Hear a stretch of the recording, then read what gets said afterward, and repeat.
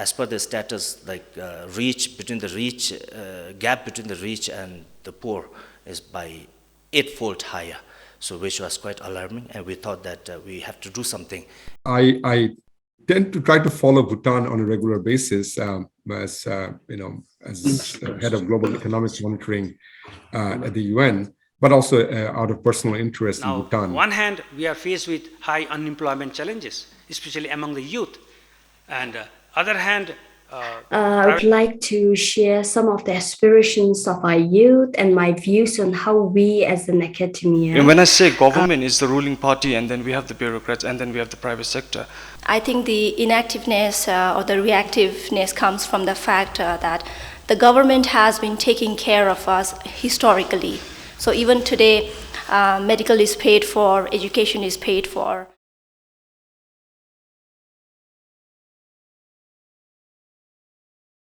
Since the 70s, 80s, we keep hearing about this policy of demonopolization, policy of equality, in society, in our society, which is sometimes, or which is in a way hierarchical, and we keep hearing this. But if you really think about it, where is this equity? Okay, so I'm going to be we're going to start very blunt today on the premise. I'm taking the premise that we have no equity, or we need more equity in our society. So that's going to be the theme of the forum dialogue today. If society, I think in the past we've talked about GNH, and there's been misconception that GNH means no need for money, but I think we've been corrected there. That sustainable economic development is a very important element, pillar in fact of GNH also. So it's this prosperity of society, that's important. We're not talking about individual wealth. Then at this stage, when we're coming out of the pandemic, and when we're all reimagining or replanning or the Bhutan's future, and especially in terms of developing the economy, the 21st century economic roadmap, and all the vision, all the dreams, aspirations that we are imagining, are planning rather. So we hear the buzzwords, for example, the UN says, SDGs says, leaving no one behind. Then we have our government, and we have a representative, we have Honorable MP here also, which declared, the pledge to close the gap. And then, of course, to repeat again, Dr. Chencho's this just and harmonious society, if I may quote His Majesty in one of his speeches, that economic development of the state ultimately affects the livelihood of every common individual in the country. Therefore, it is very important to achieve a sustainable economy that benefits every family and ensures the overall health of the nation. And this is something which, we are asked, to keep in mind. That we have to keep in mind. So the panelists today, we have 6 panelists in 2 sessions, 2 panels. Hamid, you have the floor. You have the screen, rather. Yes, good evening, good morning to colleagues from New York. All right, so my presentation will be mostly about diagnostics, not necessarily any prescription or any policy advice here. And I'm also speaking in a personal capacity, although I work for the UN, but my involvement in Bhutan is often between personal and official capacity. So in this forum, I'm not representing the UN, I'm in my personal capacity. So let me show slideshow, okay. So when you look about a small developing country like Bhutan, and especially in the case of Bhutan, we see 3 overriding objectives for Bhutan, development objectives. One is, of course, achieving and sustaining steady economic growth, which is critical, it's a necessary condition for shared prosperity, but not a sufficient condition. Second is reducing growth volatility and vulnerability. That's also a very important objective for an economy, for a small economy. And the third and probably most important is managing inequality, because growth often comes with some side effects, and those are the side effects we have to take into account. And we need to manage growth in a way that it doesn't increase or exacerbate inequality. And these goals can be mutually reinforcing and also complementary. So the question is that, is growth slowing down for Bhutan? And has been, in some ways, that is the question, that related question is that, has growth been more volatile or less volatile compared to other countries? And if you look at Bhutan's peers, both within the region and among the LDCs, the Bhutan has done relatively well in terms of growth performance, average growth over the last 30 years, 6% average growth. But others have done better. Lao PDR, and the reason I bring Lao PDR here, because it's very similar to Bhutan's economy, hydropower, tourism, a mixture, and they have done 6.6%. India, South Asia on average, 5.8, 5.5%. But what is significant about Bhutan's growth is that Bhutan's growth has been way more volatile compared to its peers. Volatility means average growth, standard deviation of growth over average growth. And Bhutan's growth volatility has been 0.76, which is significantly higher than other countries at the same level of economic development. That means the growth has been very swinging up and down. It is not a very steady economic growth that you'd expect for an economy of this size. And that is pretty apparent when you look at the shock from the pandemic. Bhutan's economy shrank by 10.1% in 2020. But if you look at the LDCs, they didn't shrink. The average LDCs, they slightly grew in 2020. South Asia shrank by 5.7%, all the South Asian economies, including Bhutan.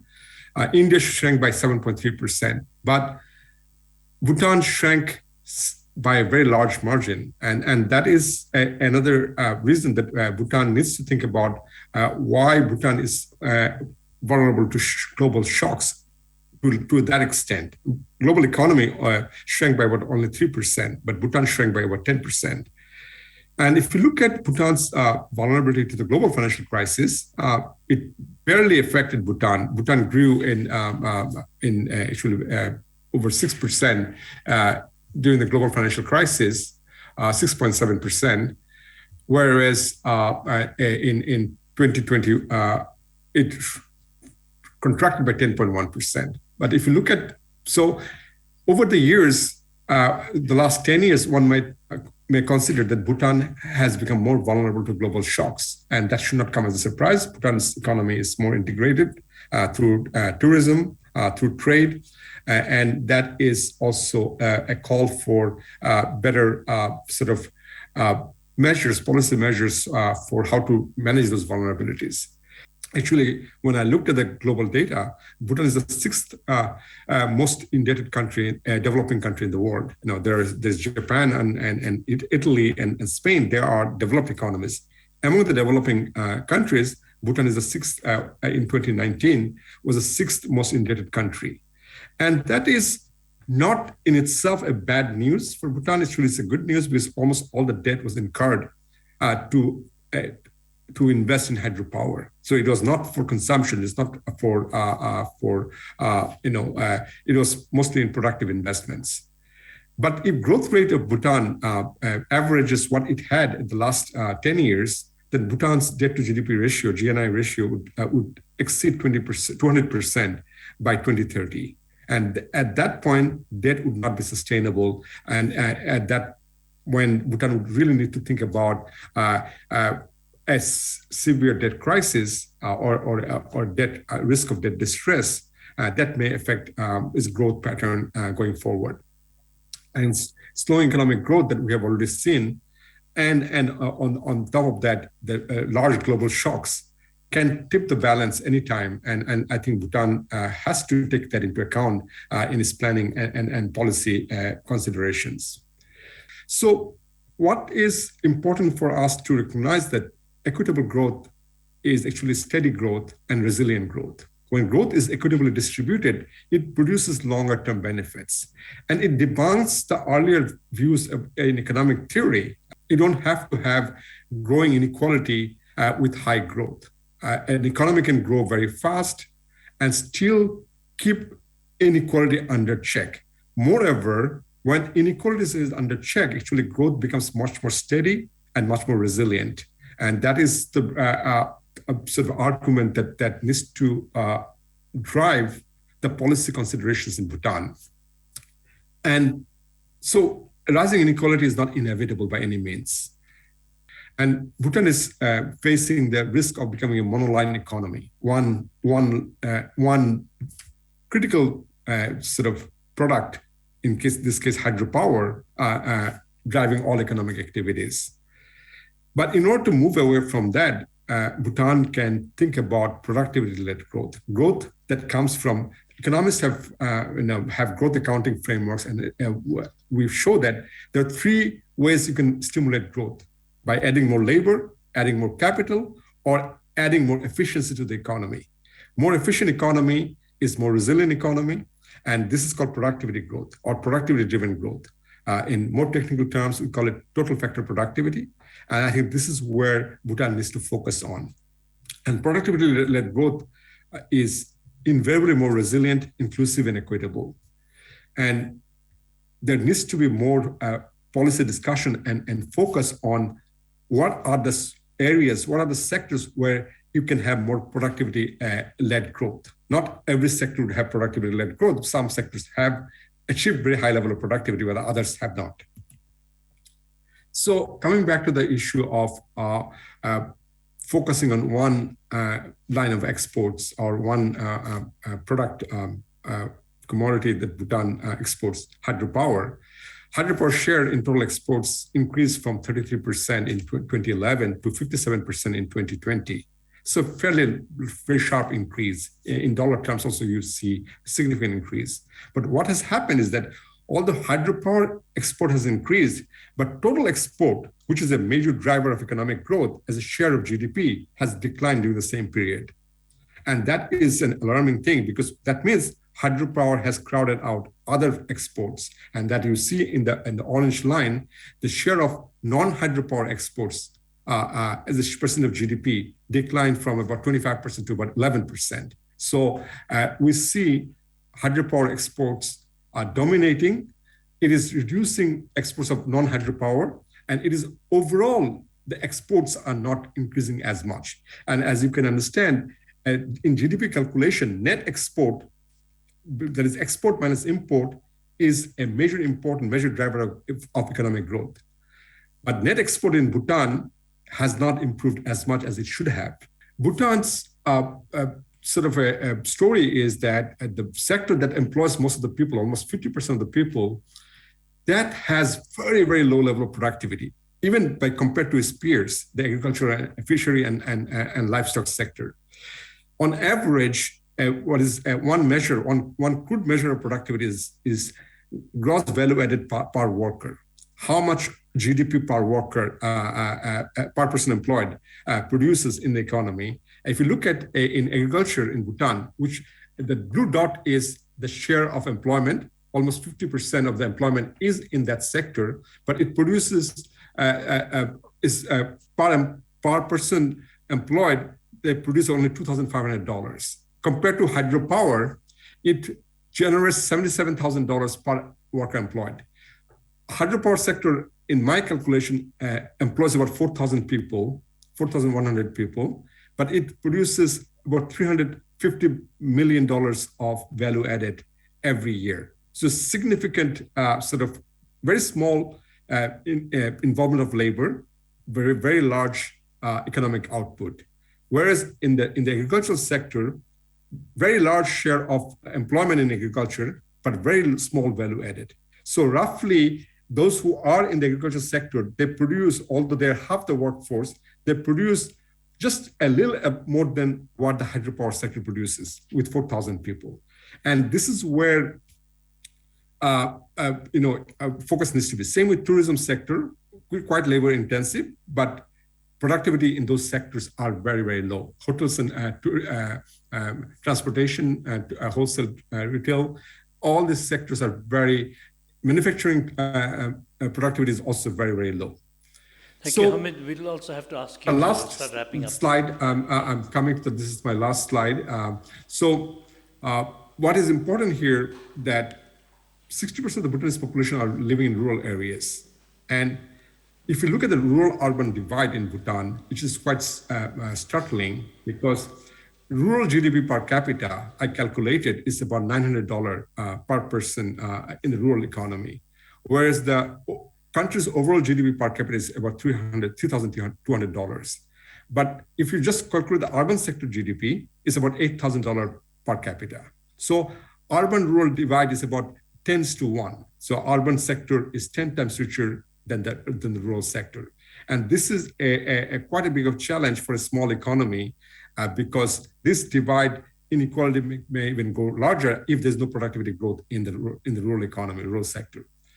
And second challenge for Bhutan is that population growth rate is very slow, low growth rate, population growth rate.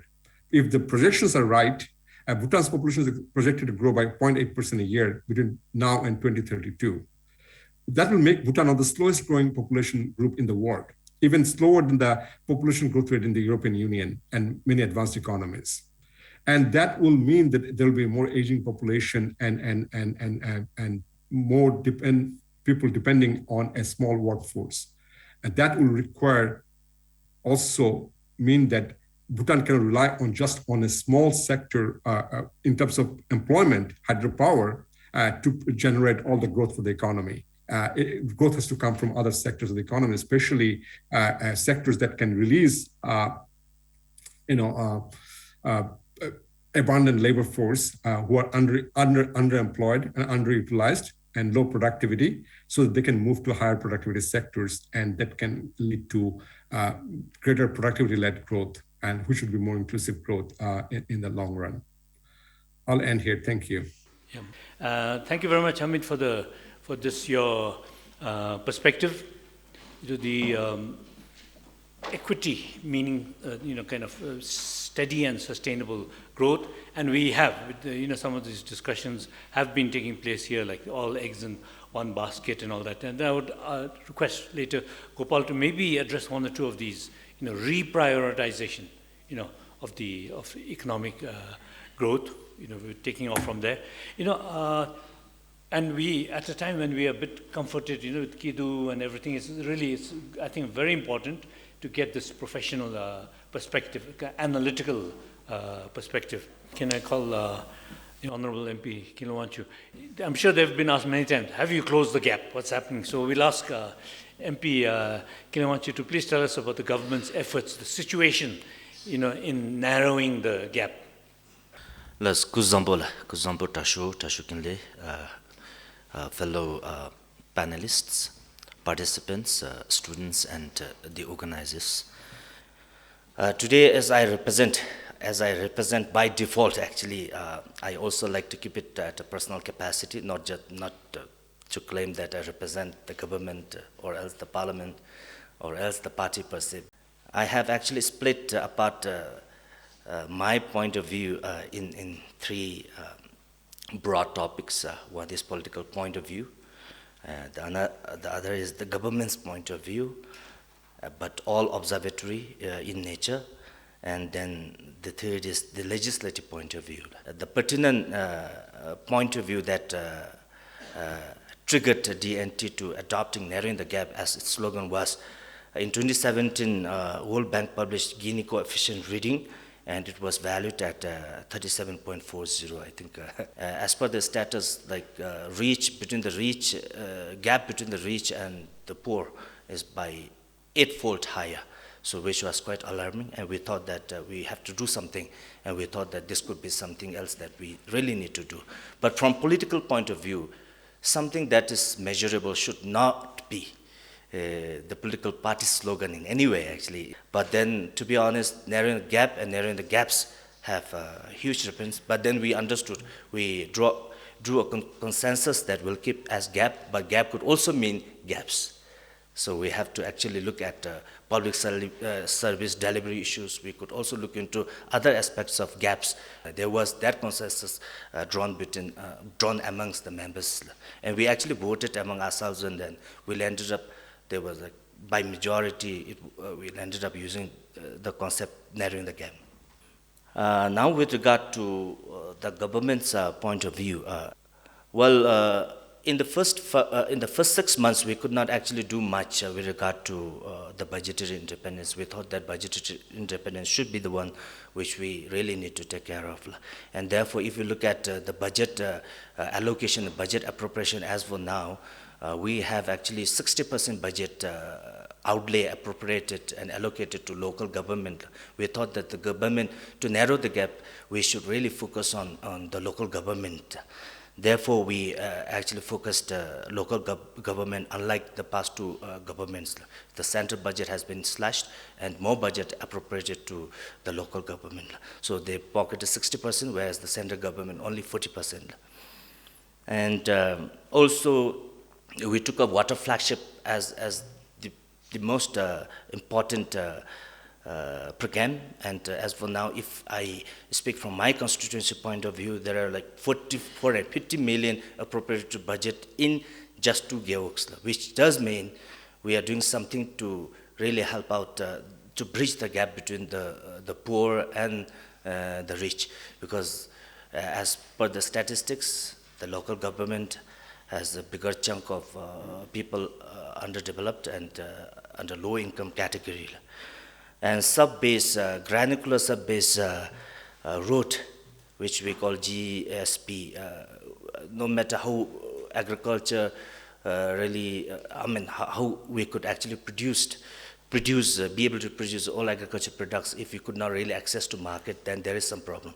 Therefore, we have been really mindful about the road condition. Therefore, we have actually sub-based 205 routes, and we are also due to, again, appropriate some more budget to come up with better road structures in the coming financial years.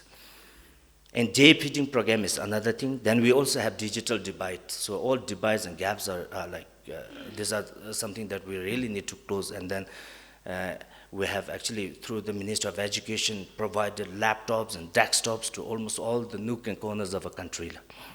And if you are aware, I think Mines and Mineral Bill, which could not be passed, but the government has found a middle path and handed over dolomite and coal to the SOE, which will also add up to narrowing the gap.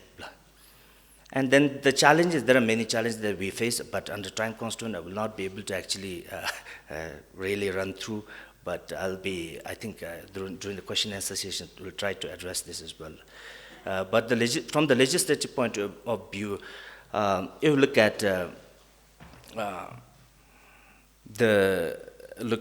one of the important bills, which is customs and duty, we could actually, I think Dasho will agree with me, there are problems like there are corruptions and there are many issues, so we actually flattened custom duty from between 0 to 10 session, which is, I think, something humongous that we have achieved through the parliamentary point of view. And the gap between the ruling and the opposition, we actually created a conducive environment where the ruling and opposition work like-minded and clear-hearted, and there is no such as any glitches and less politicking, which is why I think this is also one gap that we have reduced, and there are more to speak, but I think I'll be able to address during the question answer session. Thank you.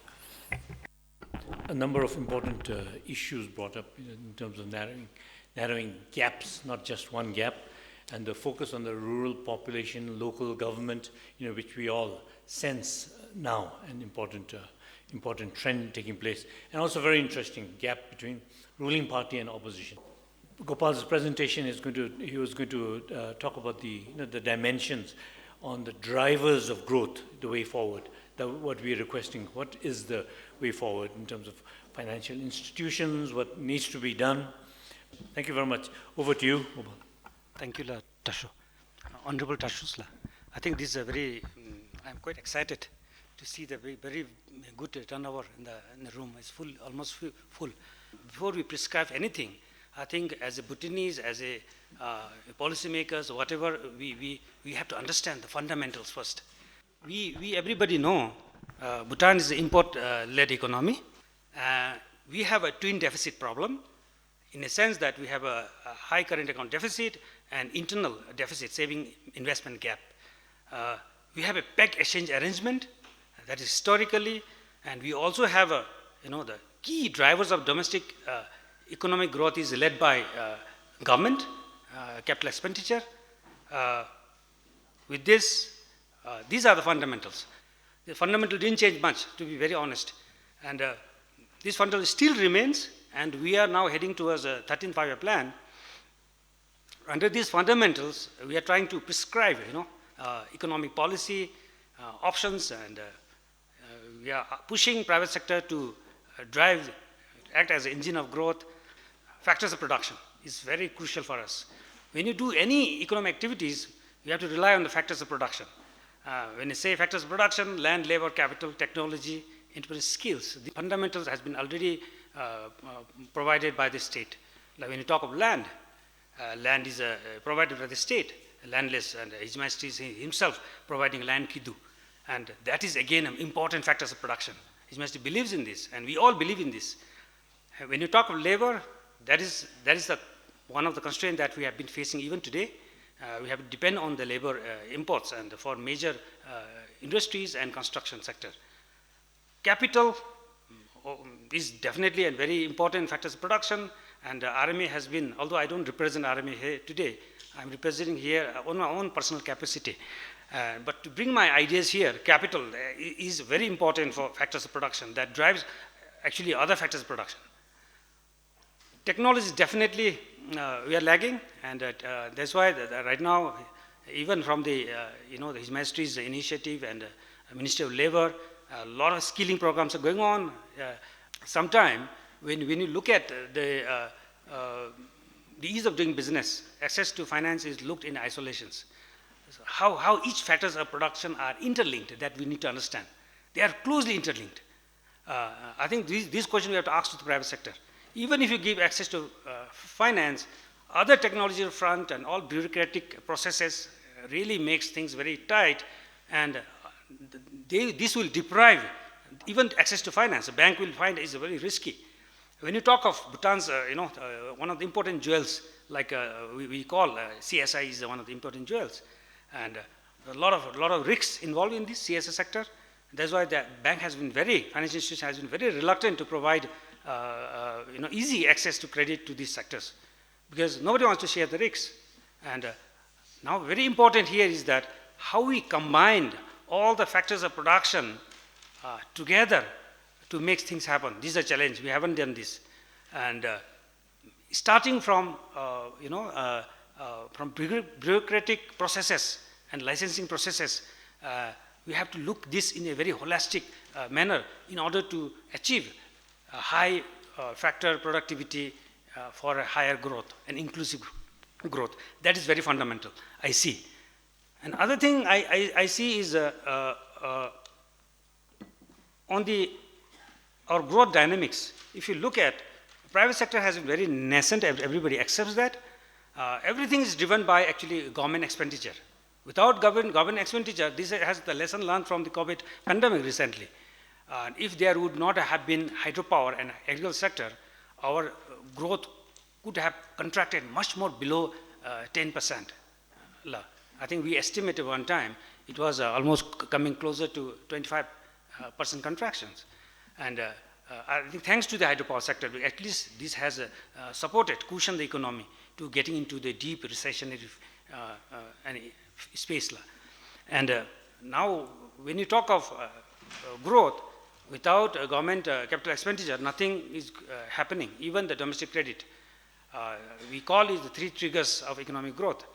Three triggers basically capital expenditure, private investment, and domestic credit. And hydropower, definitely. Hydropower is also one of the, and that's why now as a fiscally dominant economy, private sector has a very limited space in economic growth. And government has to be the driver continuously until the private sector takes up himself and take over the entire. Now for this, we have to do a lot of reforms in this, even talking from the divestment. I think this will take a later stage. And Now, the key lessons that we have learned from the recent pandemic is hydropower good enough for taking our growth further? Now, one hand, we are faced with high unemployment challenges, especially among the youth. And other hand, private sector is still nascent, and pandemic combined has been putting a tremendous pressure on the economy. Now, when you say this, that I connect to the Dr. Hamid's presentation. He said economic diversification is one of the solutions. I think we have to. That is definitely diversification is very important, but I think we have to deep dive. Bagabdullah, it's very important where diversification should come from, and it's very important for us to know the alternative sources of growth besides hydropower, because that is one of the interests for the financial sector. How we link financial sector to the real economy development. This is very crucial, because everything is actually, if you look at the sectoral loan, if you look at the banking sector's loan, everything is actually more than 60% comprised of import and consumption loans. It's going to help us. It's not going to help us, because we have to channel these resources to productivity growth sectors that generate employment. And again, when you talk of the fundamentals I talked earlier, Bhutan is put in a very difficult situation right now. We have peg exchange arrangement. We are faced with these impossible trinity issues, impossible trinity issues, trilemma. We have capital control and multi-policy independence. We don't have independence because of the peg. How do you deal this? We cannot pump in as much liquidity as we want at the cost of the peg, because hydro debt, again, this is very important. If our peg is distorted, we might land up paying much more debt servicing. And that is one of the challenging, because we cannot pump in as much liquidity for economic recovery. We have to look that perspective. How smartly, what calibrations we can do this. This is very important for us. And now moving forward, when you talk of inequality, the finance sector I see as a very important role in this. Because financial inclusion itself is a means for bringing equitable and inclusive society. Because we know, I think everybody will accept, Bhutanese management of finance is very poor. When you don't compare with Indian culture, we are very poor, because maybe because of the demography, we are younger population, we don't care about future. Present consumption is not important, important than the future consumption. That may be the reason. But that's why financial inclusion, looking from financial literacy as well as from the inclusion perspective, is very important to be financially independent. And we have to give these values to our younger generations to manage their fund to the best of their ability, so that in the long run, Bhutan will be financially independent. Even looking for right now, Bhutan is not financially independent. We depend on aid and grant for financing our capital expenditure. How we become financially independent is how we put our efforts in bringing our productivity gain to a higher level, and value addition in our skills, and be more productive and generate income. And entire this gamut of issues, from the income generation to the tax revenue payment to the government, is not working in our case, is how I see. Not properly working. And if you work, then I don't think we need to depend on anybody. I think these are the areas we have to look at. With this, I want to conclude. Yeah, thank you very much. Thanks.